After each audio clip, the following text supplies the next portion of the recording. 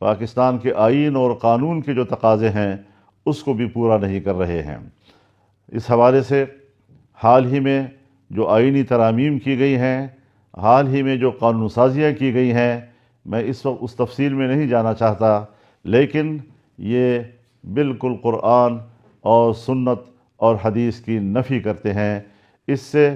ان کو دینی علوم سے ناواقفیت اور قرآن کریم کے علوم سے ناواقفیت صاف نظر آ رہی ہے، ورنہ وہ اس قسم کی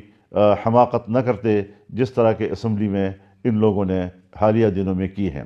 اس سلسلے میں کوئی زیادہ تفصیلی گفتگو نہیں کر رہا، اور نہیں آپ اس وقت کوئی لمبی چوڑی گفتگو کے حالت میں بیٹھے ہوئے ہیں، بلکہ ایک فورم جو مجلس اتحاد امت کے نام سے ہے، اس حوالے سے ہم تمام دینی مدارس کے مختلف مکاتب فکر کے نمائندگان اور اسی طریقے سے دینی سیاسی جماعتوں کے مختلف مکاتب فکر کے رہنماؤں کا ایک اجتماع 22 دسمبر کو کراچی میں کر رہے ہیں، تاکہ اس ساری صورتحال پر غور کیا جائے کہ ہمارا ملک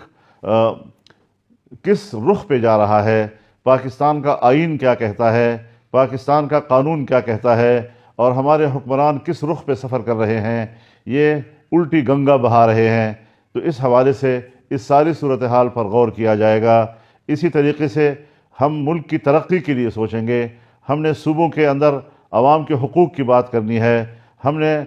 چھوٹے صوبوں کے لوگوں کے حقوق کی بات کرنی ہے، ہم نے افغانستان اور ایران کے ساتھ بہتر تعلقات کی بات کرنی ہے، اور اگر کوئی مشکلات بیچ میں آ گئی ہیں تو ان مشکلات کو ہم نے دور کرنا ہے۔ جو ہمارے دوست ہیں ان کی دوستی کو مزید تقویت دینی ہے، اور جہاں پر ہمارے کچھ شکایتیں ہیں ہم نے ان شکایتوں کے ازالے کے لیے تعمیری کام کرنا ہے، اور اس کے لیے انشاءاللہ ملک کے اندر بھی بہتری لانے کے لیے اور ملک سے باہر بھی پاکستان کے امیج کو بلند کرنے کے لیے ہم نے اقدامات کرنے ہیں، اس پر غور و فکر کرنا ہے، اور انشاءاللہ ایک اجتماعی رائے اس ملک میں دینی قوتیں جو ہیں وہ قائم کریں گی اور قوم کی رہنمائی کریں گی۔ مجھے یقین ہے کہ جب یہ فیصلے آئیں گے تو آپ بھی اور پورے ملک کے عوام بھی اس کی تائید بھی کریں گے، اس کی پیروی بھی کریں گے، اور اس کی حمایت میں میدان عمل میں اتریں گے۔ اللہ تعالیٰ اس اجتماع کو قبول فرمائے، اس میں شریک تمام لوگوں کو اللہ تعالیٰ شرکت کا اجر عطا فرمائے،